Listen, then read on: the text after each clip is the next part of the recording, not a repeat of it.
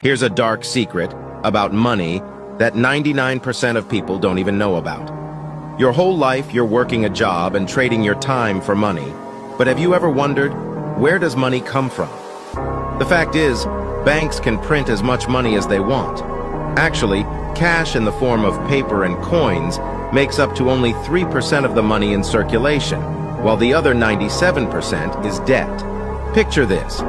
Imagine you get a loan to buy a car or a house. The bank gives you the money which didn't exist before. They created it by filling out some paperwork and shaking hands. So when you get a loan from the bank, you get money that's created out of thin air. Now here's why this is important. When the government needs money, they go to a central bank and get a loan just like you do.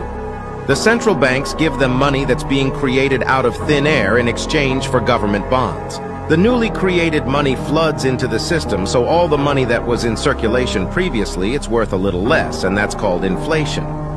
What? Why am I telling you this? Because while you're working hard and extra hours to make more money, the banks are printing money on demand, making your savings go down in value. Now, what can you do about it? If you don't want your cash to go up in flames because of inflation, focus on creating a secondary income stream. Click the link in my bio and I'll give you a helping hand.